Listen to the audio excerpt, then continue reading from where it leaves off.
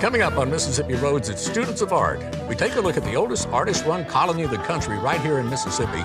Plus, we visit the Mississippi School of the Arts in Brookhaven and visit with one of its graduates who's made his mark on the world. Down Mississippi Road. Mississippi Road. Now, welcome to Mississippi Roads. I'm your host, Walt Grayson. We're coming to you this week from the city of Laurel, and we're in one of Mississippi's treasures. This is the Loren Rogers Museum of Art. The museum was a gift to the city of Laurel by the Rogers family upon the untimely death of their young son, Loren, back in 1923. You're probably familiar with the museum. I know we've been here several times over the years with Mississippi Roads, and we're here today because this entire show is about art and artists. And as a matter of fact, our first story kind of combines the two, art and artists, because we're talking about the Mississippi Art Colony. It's called Mississippi home for 70 years. Matter of fact, the Smithsonian Institute says the Mississippi Art Colony is the oldest artist-run art colony in the United States. And in our first story, we find out a little bit about how they got started.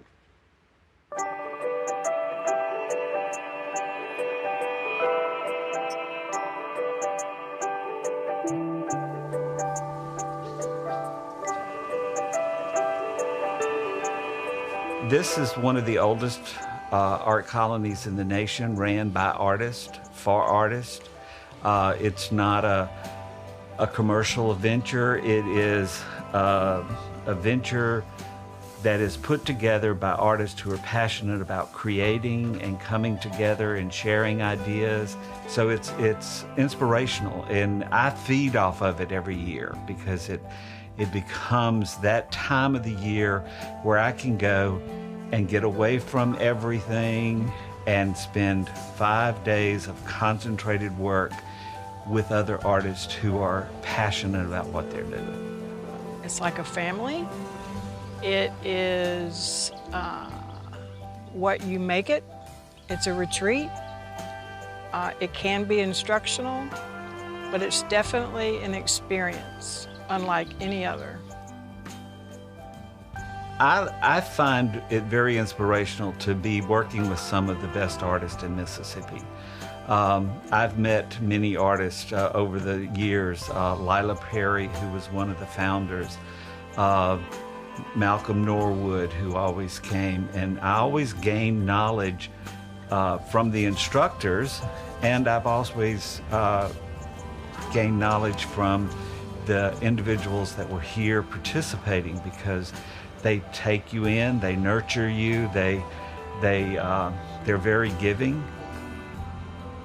It's that personal, it's that family you're joining, it's that power, it's that, that mutual love and support of each other.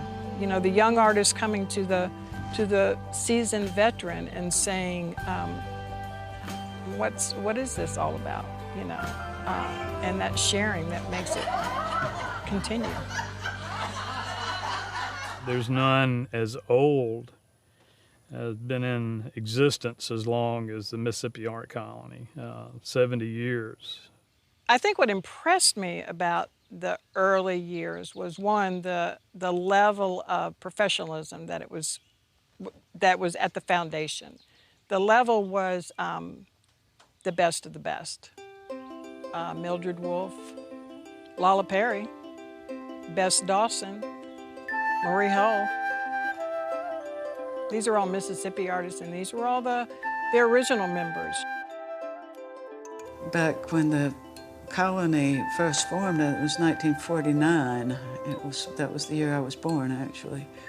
So what I remember of the colony, to go back step a little bit, Allison's Wells was inseparable from the history of the colony as it began, and the property of Allison's Wells, I think that had been a watering place, I think, from the early 1900s or even maybe before, I'm not even sure. So Hosford Fontaine, her maiden name was Latimer, and I think the property was in her family since 1903, and I think she had grown up there. She was a friend of my parents. And she had this idea of having an art colony there to add on to what was already a summer resort hotel. And so she was always in search of a new angle, and she thought of the art colony, which ended up being great success. I found it very interesting that here were two couples, the Wolfs and the Fontaines. Fontaines owned the hotel, Allison's Wells. And they said, wow, this would be a wonderful place for an artist retreat. I myself has said that about where I live, you know, and I thought, and I've often put myself back into that place thinking, what a giving thing to have that thought for the artist and that it was so successful. And here we are 70 years later talking about them.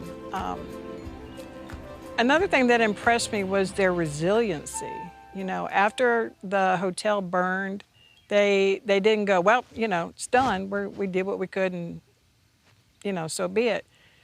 They stuck together and they supported each other and they found another place. So the resiliency and the desire to continue was impressive to me. And I think that speaks to Mississippi. You know, I think there's in many of our stories, I think that's a continuing thread, that resiliency, that hitching up the britches kind of thing, yeah.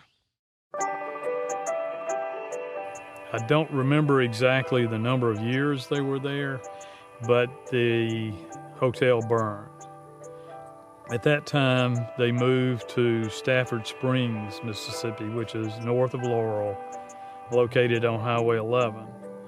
This was in the early 60s, I believe.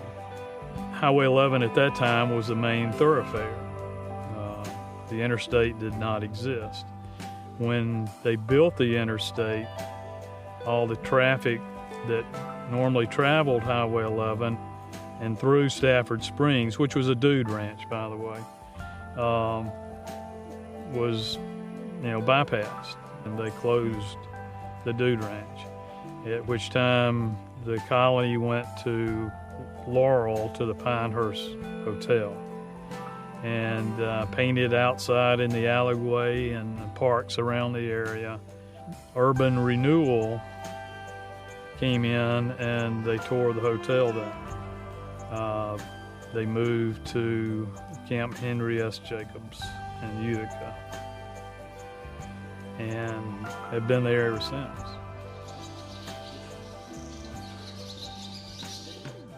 What makes us unique is our longevity, yes, but also the fact that it's run strictly by the artists, all of which are volunteers.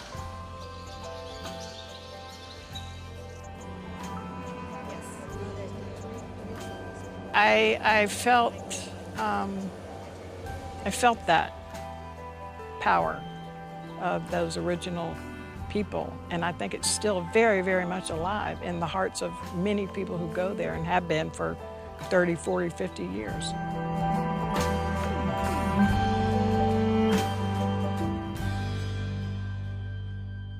Welcome to Leonardo da Vinci's workshop.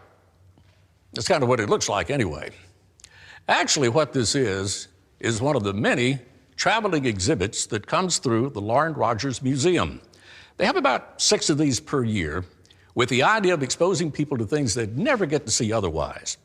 Now, for instance, with this exhibit, I've seen Leonardo da Vinci's sketches all of my life and have often wondered what they would look like rendered out into 3D models. I don't think I'll try that. Well, I don't know. Maybe I would. But there's another institution in Mississippi that has a very similar goal, and that's the Mississippi School of the Arts.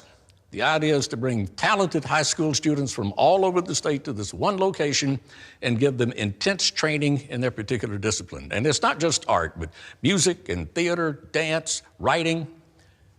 Let's go to Brookhaven and continue our education.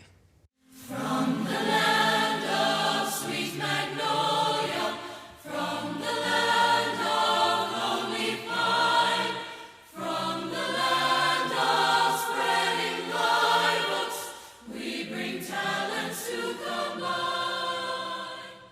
Mississippi School of the Arts is a place where some of the most creative students from across the state can come and learn their craft. We're in the heart of Brookhaven, Mississippi, and some wonderful children come here. And I think that if we did not have MSA, we would have a lot of kids that would be in schools that could not necessarily provide the creative outlet that we can. The arts are not accessible in every part of our state, and that's what makes MSA so unique for the citizens of Mississippi, because any student from across the state of Mississippi that's in the 10th grade can apply and audition to come to the school. We put them through a whole day's worth of auditioning, and based on the results of that audition, we select and invite students to come here. I'm here because the school I came from wasn't a very highly academically rated school, and we didn't have a big arts program, and I've always been into the arts. I was the black sheep at school. Out of athletes, I was the artist, so I thought I'd fit in better here, and I was right. The difference I see with these kids is they're all here because they want to be. They had to audition to get in, and they're looking to be with students who are like-minded, who have the same sort of interests. They can be supportive of each other and really help each other grow. The best thing about this school is it's a lot more exposure to the arts. You realize it's not just about drawing. You're surrounded by artists day in and day out in different fields, not just your own, not just visual. For me, I get inspired by theater performances, dancers, singing. You live with artists, and it's just a great community to grow in.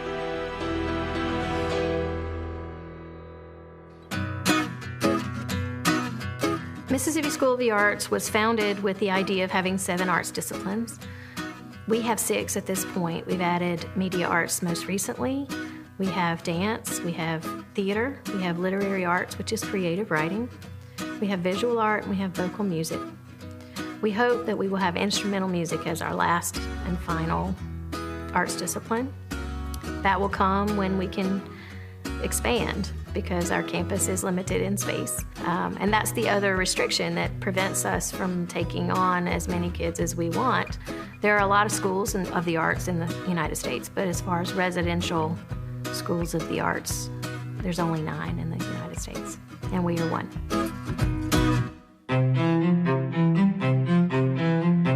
This school was created to give students a chance to study arts more intensively. The courses they have to take include 8 arts-intensive classes in addition to all of the state of Mississippi's high school graduation requirements. So we do actually have a longer day than most high schools because they have 2 extra classes per day. The hardest adjustment here is the schedule.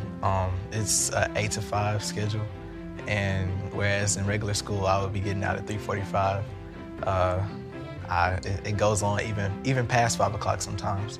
It never stops. It's a very intense schedule. So it's like a full-time job, and the workload is intense. It is quite an adjustment for them to find that inner motivation and figure out how it is that they can survive that workload and still have fun. It can be really hard to adjust to the time management of it. I'll be honest, I was a lazy person before I came here. I was very used to having too much time on my hands, but this school is like kind of a pre-college type of institution. It wants you to be ready to do things on your own, and when I go to college, this is how things are going to be. I'm not going to have that much free time, so it's preparing me for that. There's a wide variety of students here. We have every walk of life, we have every background, all different family structures and beliefs. And so it makes it an opportunity for these students to come together, and really it doesn't matter where they've come from, it just matters where they're going, because it levels the playing field for all of these students. Everyone is kind of on the same level here. Everyone's doing their own art, everyone's doing their own work, so no one's trying to say I'm better than you or you're below me, because we're all working hard and we're all trying to be ourselves.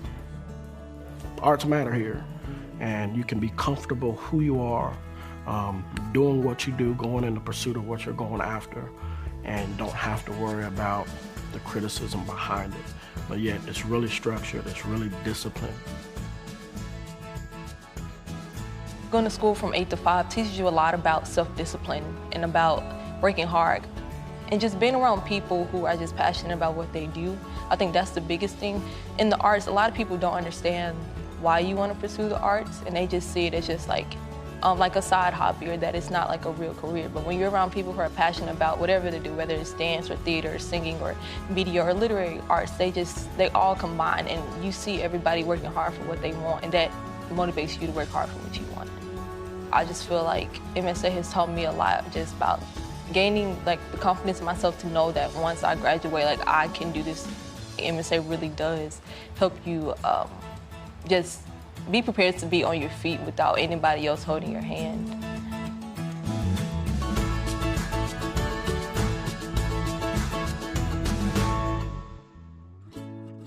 They work very hard, and they bring as much to the classroom as the teachers do.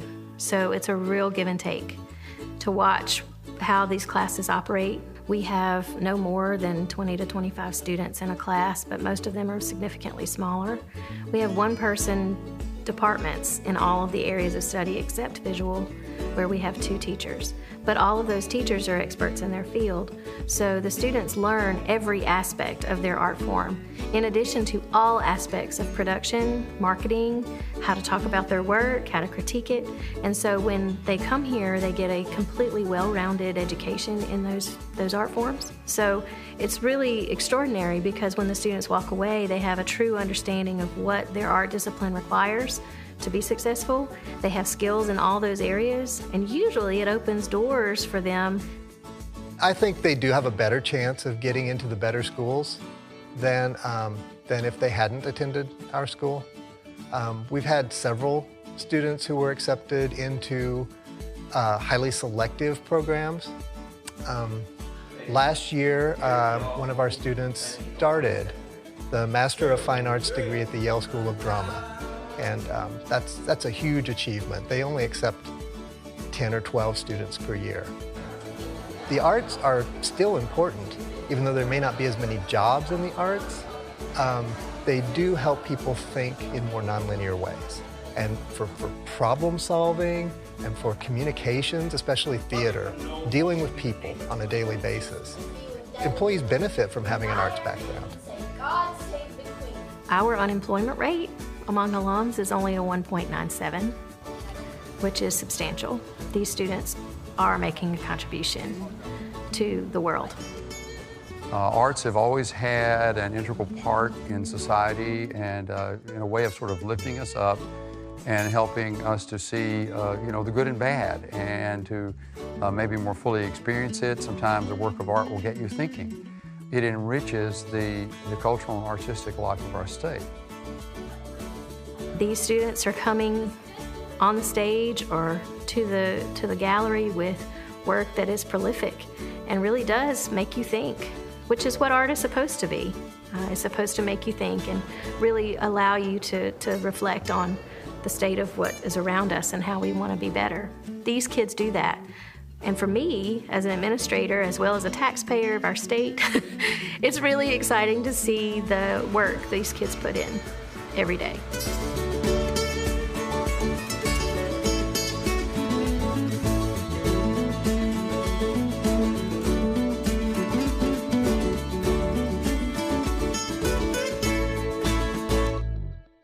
This is a permanent collection at the Lauren Rogers Museum, Native American art, specifically Native American baskets. There's over 500 baskets in the collection here. You know, the art of basket weaving was passed down from generation to generation to generation and illustrates the fact that art can take on many forms, even in the same genre. In our next story, we take a look at a newer form of art. Michael Roy is not only a native Mississippian, but he is an alum of the Mississippi School of the Arts and has literally left his mark on the world. He's painted murals in the United States, Germany, Japan, South Korea, Vietnam, Thailand, and recently came back to Brookhaven and painted a mural for his old alma mater.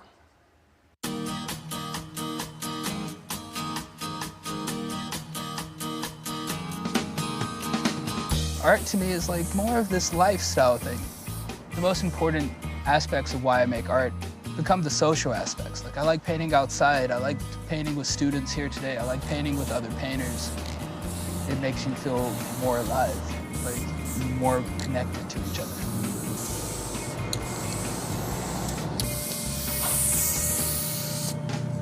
My name is Michael Roy. I go by Birdcap. I am a muralist and illustrator by trade. I do a lot of illustrations for musicians. I've done a number of album covers and t-shirts for touring bands, and poster work and some animation work. I'm very much a freelance illustrator when it comes to it. I still work for a couple magazines doing freelance. I'm trying to get back into doing gallery shows. I've been putting them off for a decade, but I have a solo show this January in Chicago. That'll be a lot of smaller works and canvases again. I have murals in Korea, Vietnam, Thailand, Germany, London, England, Israel, mostly in Tel Aviv. I've painted in Chicago, Memphis, LA, Denver. I'm going to Miami next week. Painted in New York, Nashville, Santa Fe, Jackson, Starkville, Brookhaven. I've painted around a good bit. It's a very like backpack Greyhound lifestyle. It's funnest when you get to travel abroad. I've been wanting to come back to Brookhaven forever, but you kind of need a reason. And we got it this time.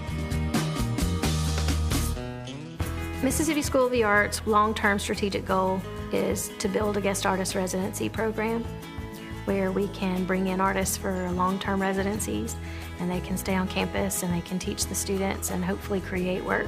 This year we had Michael Roy, who will put a mural up on our campus. And he's a first-year graduate and has made a living as a muralist around the world. Susan contacted me via email, and then as soon as I saw it said Mississippi School of the Arts, I was like, oh yeah, I gotta do it, I gotta do it. I was excited to come back.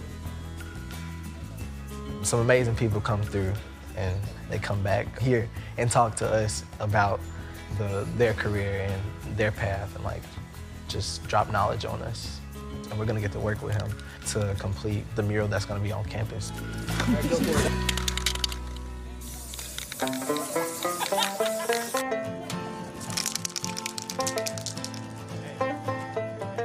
Real practically, I tried to make a mural that I could get the kids to help with. But what they did is I drew out the hieroglyphs on these sheets of paper, and the kids cut them out for me. And then I showed them how to get it against the wall and how to paint it. But I only told them once, and then every hieroglyph you can see there, with a few exceptions, that's all high school students. Like I told them how to use the level and the tape and the measuring once, and then they took it, 80 feet. There's some creative kids here. They're also just hardworking, because they did that while going to school still. They still had homework they had to get done. They still had critiques they had to go to. And they etched out time in the day. They're like, you know what, I got 20 minutes here. And they'd run out and help, boom, boom, boom. So I'm real proud of them. I'm glad they're at this school. It's definitely like inspiring when a person who's gained some success sees some success in you. Like they see potential, like as to what you could be, and it's a great thing. I went to the Mississippi School of Arts 2004, 2005. I'm an alumnus of Mississippi School of the Arts. I had no interest in art as a career before I came here. And now, my entire yearly income is art. And so is my entire social community, my entire, when I'm off work, all I'm doing is drawing. It completely absorbed every aspect of my life by a random decision to come here. It was the most formative 2 years of my life, easy. Everything that's going cool right now in my life is because of 2 years in Brookhaven. My life's entirely different because of the Mississippi School of Arts, more so than because of my college or because of any career path I took. I'm incredibly humbled to get to do what I'm doing now. It's a career that when I was young, I didn't even know could exist. That's what MSA gave me. MSA gave me the ability to see that there were possibilities.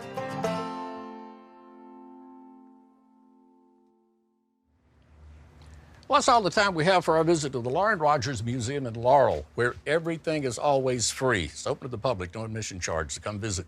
If you'd like information about anything you've seen on the program, contact us at mpbonline.org/Mississippi Roads. And make sure you like our Mississippi Public Broadcasting Facebook page. Till next time, I'm Walt Grayson. I'll be seeing you on Mississippi Roads.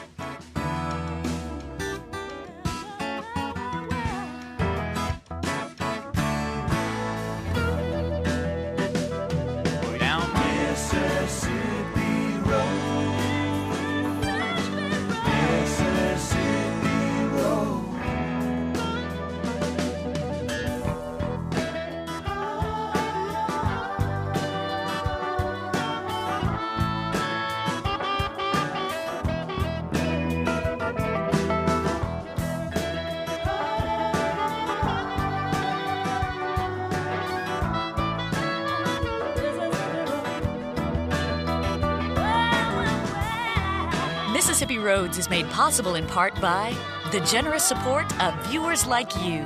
Thank you.